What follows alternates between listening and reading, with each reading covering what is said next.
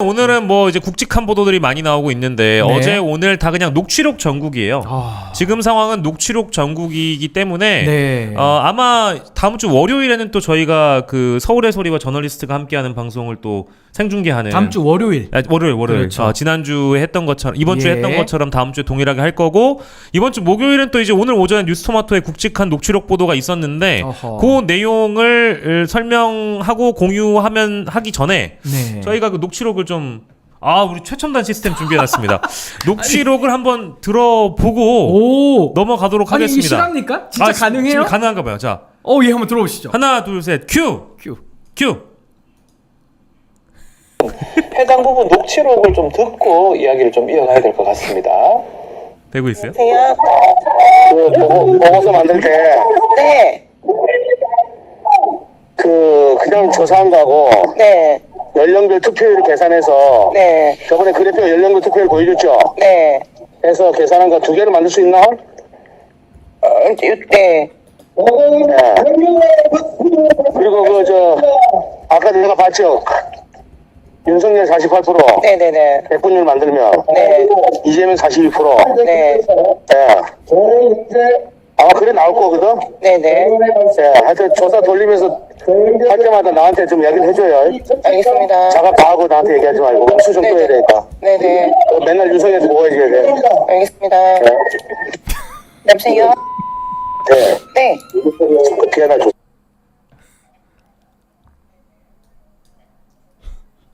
끝났어요.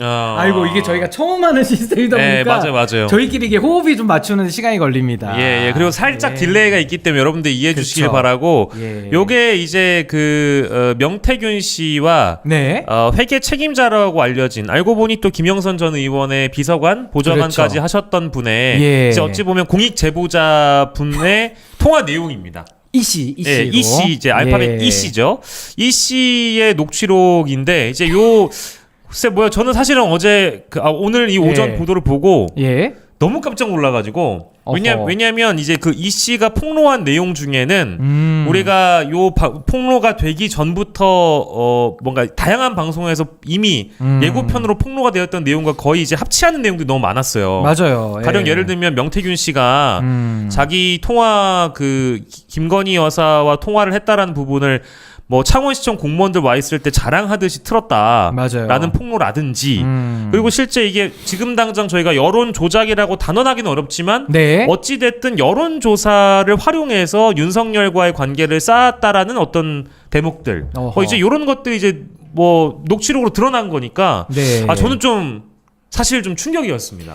그러니까 이제 뭐랄까요, 아직은 의혹 단계지만 사실상 하나하나씩 조각은 더 나오고 이야기의 서사는 더 완성되어져 가고 있다. 그러니까 이런 걸 가지고 자꾸 나무라시면 안 되는 게, 과거에 그 박근혜 최순실 국정농단도 한번 기억을 떠올려 보시면, 그렇죠. 저희가 그때도 저번에 무슨 말씀드렸죠. 결말부터 보고 드라마 본 게 아니잖아요. 시작 예고편, 그다음에 서론, 기승전결로 들어가면서 박근혜 구속으로 끝이 났기 때문에 네. 이번에도 어쨌든 우리는 의심하면서 봐야 된다. 그럼요. 그 의심하는 건 언론의 순기능 아닙니까? 그럼요. 그래서 이걸 가지고 자꾸 뭐 망상이다, 허풍이다, 뭐 자꾸 문제 제기하는 사람들, 뭐 반국가 세력 이런 식으로 가는 거는 곤란하고, 이 사안에 대해서 명명백백하게 예. 이거 좀 밝힐 건 밝혀야 된다라는 생각이 좀 듭니다. 그러니까 이제 이 분이 네. 가령 예를 들어서 뭐 완전히 관계가 없는 사람이 어디에서 대충 목격한 걸 가지고 언론사에 제보해 가지고 이게 기사화된 게 아니고, 무려 대략 한 2년의 기간 동안 명태균 씨와 일을 하면서 네. 통화 녹취가 된 내용이 지금 뉴스토마토에 들어갔다고 보는 게 지금 맞는 거잖아요. 그러니까 만약에 이게 거짓이면 이 씨는 지금 인생 걸고서 소위 그럼요. 말해서 장난치는 게 돼요. 만약 목숨 거짓이라면 걸고. 목숨 걸고 장난을 치는데 네. 그럴 가능성은 매우 없죠. 네. 사실 0.00001이기 때문에 그렇죠. 사실 저분이 정말 목숨 걸고 자기에게 불이익을 감수하고 하는 행동은 진실로 추정해 주는 것이 훨씬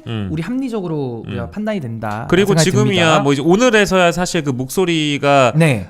변조 처리가 안 된 걸 보면, 그러니까 이 분은 어차피 국정감사에 나갈 것을 결정하셨기 때문에 그렇죠. 남편도 그렇고 이 본인께서도 이 김영선과 명태균 같은 사람은 우리 정치계에서 떠나야 된다라는 그 맞아요. 확신이 너무 컸다는 거예요. 그러니까 소신적 행위예요, 이거는. 제가 그렇죠. 볼 때는 예. 네, 소신적 행위입니다. 그래서 이제 국정감사에서 더욱 더 많은 내용들이 폭로가 되기 전에 지금 이제 이 보도가 네.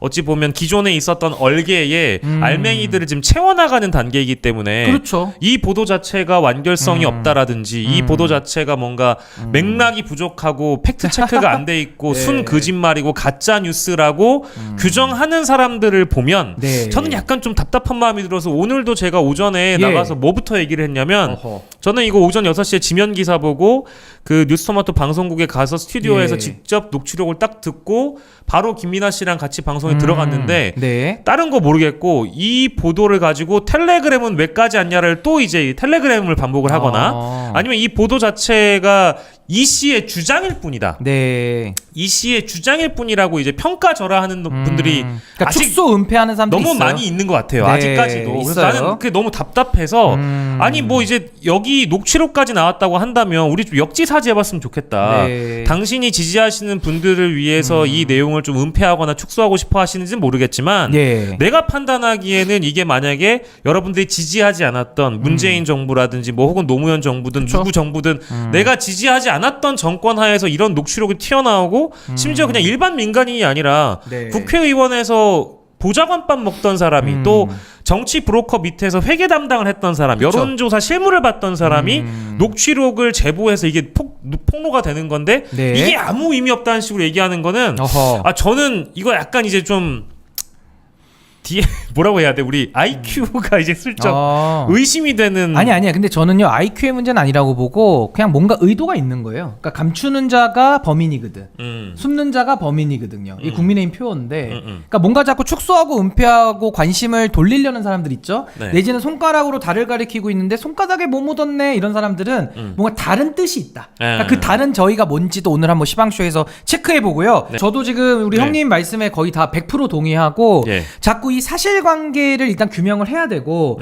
사실 언론에서 밝히는 것도 한계는 있죠. 결국 강제 수사를 해서 이제 진실을 밝히는 거고 박근혜 특검 때도 똑같은 절차를 밟았거든요. 예. 그러니까 저는 지금 의혹 단계에서 너무 석연치 않은 부분들이 많고 의혹이 부풀려지고 있고 의혹이 해결이 안 되고 자꾸 이렇게 스노우볼처럼 예. 눈덩이가 늘어나고 있는 건 맞거든요. 예. 거기에 대한 오늘 뉴스토마토의 여러 가지 저는 보강적인 내용들이 오늘 나온 것이고 사실 오늘 핵심은 그거 아니겠습니까? 명태균이라는 사람이 정말로 영향력 있는 일들을 많이 했구나. 예. 그러니까 저는 이거는 오해 안 하셨으면 좋겠는 게 이준석 바람을 제가 폄하하는 거 아닙니다. 그러니까 이준석 현상 있었어요. 현상 있었어요. 그건 인정합니다. 인정하는데 문제는 뭐냐면 명태균이라는 사람이 지금 이 공천 개입 사건에서 공천 거래까지 한 사람인데 그 비선 공천을 한 사람 아닙니까? 김건희랑 같이. 예. 근데 이 사람이 김건희랑만 관계가 있는 게 아니라 윤석열하고만 관계가 있는 게 아니라 이준석 의원하고도 관계가 있다더라. 근데 그 있다더라에 대한 것이 오늘 조금 더 보강적인 내용이 나온 것이다. 예. 근데 그게 왜 중요하냐? 명태균이 로비를 한다 치면 김건희의 사주를 받아가지고 예를 들면 김건희랑 짜가지고 이제 당내에다가 개입을 할 거 아닙니까? 그러면 예. 윤상현도 가서 약을 쳐야 되고 이준석 대표한테도 가서 약을 쳐야 되잖아요. 예. 그 약을 칠 때 지금 2021년도 이준석 대표 경선 때 명태균 씨가 뭐 여러 가지 도왔다라는 김종인 위원장의 증언에 오늘 조금 더 살이 붙은 건데 그렇죠. 그건 둘의 관계성의 친밀함을 보여주는 거기 때문에 그렇죠. 로비가 훨씬 쉬웠겠구나. 그래서 김영선 공천이 가능했겠구나라는 합리적 의심을 더 강화시켜주고 있거든요. 예. 그러니까 이걸 갖다가 뭐 뉴스토마토 뭐 왜 안 까? 왜 이렇게 보도가 시원찮아? 이렇게 얘기하기에는 조금 너무 멀리 온 것 같아요. 제가 예. 볼 때는. 그래서 이게 이제 그 저는 뭐 충분히 이해합니다. 이제 개혁신당도 네. 오늘 최고위에서 그 이기인 뭐 입장 최고위원께서도 냈어요? 뭐 예. 이제 가짜 뉴스 언급을 또 하신 것 아이고 같아요. 이걸 또 가짜 뉴스라 그래요? 실제로 그렇고 아이고 그 그 용산 스타일인데. 이준석 의원께서도 이제 페이스북에 그 반박 글을 길게 남기셨어요. 근데 그 반박 글의 예. 이제 주된 포인트는 예예.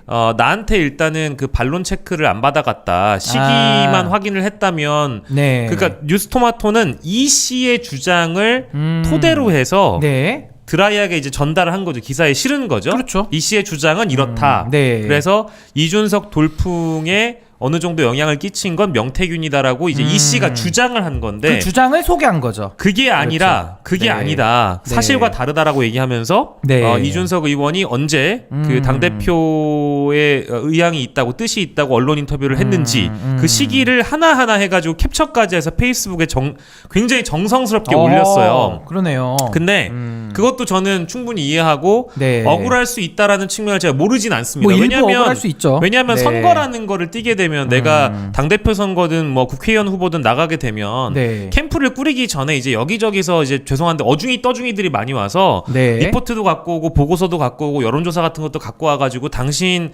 대표 될 수 있다 뭐 후보 될 수 있다라는 확신을 심어주면서 소위 이제 비선임을 내세우고 싶어하는 선거업자들이 많이 붙긴 해요. 브로커들. 그거는 네. 우리 정치 현실에 인정할 수밖에 없는 그런 뭐랄까 어두운 단면이죠. 네. 근데 그거는 우리가 충분히 이미 알고 있기 때문에 그런 거에 대한 오해를 받는 게 억울할 수 있다고 봐요. 근데 그건 네. 첫 번째 이제 그 말씀 먼저 드리고 싶고 두 번째는 근데 설명이 안 되는 건 뭐냐. 지금 네. 신인규 변호사가 말씀해 주신 것처럼 인물과 인물 간의 관계성이에요.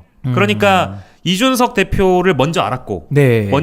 그 이후에 윤석열이라는 사람을 또 알았고 이준석은 대표가 돼서 윤석열을 대통령을 만들었고 그렇죠. 그 이후에 재보궐이 있었고 네. 지방선거까지도 다 이겼어요. 어떤 명태균이라는 인물로 하여금 아니 뭐 이 씨의 주장에 따르면 일종의 부채의식이 예. 있었다는 거니까 그리고 심지어 명태균이 이준석을 준석이라고 부르면서 밥 먹으러 와라라고 했다라고 증언을 하고 있거든요. 아, 칠불사도 지금 오라고 했다는 거 아닙니까? 그러니까 이제 이런 칠불사도. 대목들을 살펴본다면 나는 선거 이전에 후보 시절에는 네. 둘의 사이가 어땠든 간에 네. 여론조사 의혹이 어땠든지 간에 그 이후에 실제 정치에 영향을 명태균이 끼치는 것을 윤석열 대통령과 이준석 대표가 네. 커트를 했다면 아무 문제가 없는 것이다. 그게 이제 정당한 공천, 깨끗한 공천이죠. 그렇죠. 근데 예. 이 기사의 출발은 김건희 여사의 공천 개입 의혹, 윤석열 대통령의 개입 의혹으로 시작해서 여기까지 온 거니까. 네. 그러면 이제 그 두 분의 그 세 사람 간의 관계성 이런 것들이 실제 그 시기에도 살아 있었고 명태균한테 어떤 마음의 부채가 있기 때문에 공천 개입이라는 것을 혹시나 알면서도 묵인 또는 방조했다. 그렇죠. 라고 하면 이것은 심각한 범죄 행위가 될 수 있다라는 걸 지적하는 거예요. 알았다면 공범. 그렇지. 몰랐다면 무능. 무능이 되는 이제 그 프레임에 있는 거고 저는 아까 그 정치 브로커라든지 여론조사나 컨설팅을 활용해서 뭔가 자신의 위세를 자랑하는 사람들이 있거든요. 근데 저는 그런 사람들을 지금 우린 얘기하는 게 아니에요. 예. 그러니까 명태균 씨의 행위는 단순한 과장과 본인이 누구 약 팔고 다닌 게 아니고요. 최고 권력자인 윤석열의 권력을 이용한 김건희와 함께 지금 공천에 개입했다라는 의혹을 받는 사람이거든요. 그러니까 그런 통상의 브로커들이 어디 가가지고 나 신인규 알아, 나 박영식 알아 라고 하면서 광 팔고 다닌 게 지금 문제가 아니라 지금 이분은 공관위에서 어떤 정보가 결정되기도 전에 미리 그 결정된 사항을 통보받고 알고 있고 지시하고 있고 내지는 당에서 일어나는 그 일들에 대해서 영향력을 본인이 미쳤다라는 의혹을 받는 사람이에요. 그러니까 그 통상의 브로커들의 정치에 대한 그런 약간 뭐 잘못된 관행들이나 문화 지금 이걸 지적하는 건 아니다. 명태균 씨의 행위는 그걸 넘어서서 실정법 위반 단계까지 지금 온 거기 때문에 그리고 돈 문제도 있지 않습니까? 그렇죠. 김영선에 대해서 아니 어떤 여론조사 기관 대표가 네. 국회의원 만들어줬다고 월급 반띵해 그런 사람 없어요. 그리고 어떤 컨설턴트가 진짜 뭐 수돗물 마시지 않고서는 그럴 수 없습니다. 아니 형님한테 가가지고 의원 되셨어. 내가 컨설팅 했다고 우리 뭐 영식 씨도 아니야 의원이라고 남들 우리 박씨 심지어 쌍욕했다는 거 아니에요? 쌍욕됐대요? 예. 그러면은 뭐 박씨 월급 절반 현금으로 내놔. 야 영선아. 이런만 틀려봐. 나 다 불어. 이런 협박하는 사람은요, 이거는 정치 브로커라는 사람들이 네. 여의도판에서 혼탁하게 여기는 정도를 넘어서는 이건 실정법 위반의 문제가 명백하기 때문에 네. 이런 혐의를 받는 사람을 가지고 이걸 뭐 이렇게 축소하거나 은폐하거나 이걸 그냥 아무것도 아니야, 그냥 관행이니까 괜찮아라고 얘기할 수는 없다라는 게 저의 일관된 견해입니다. 완전 맞는 말씀이고요.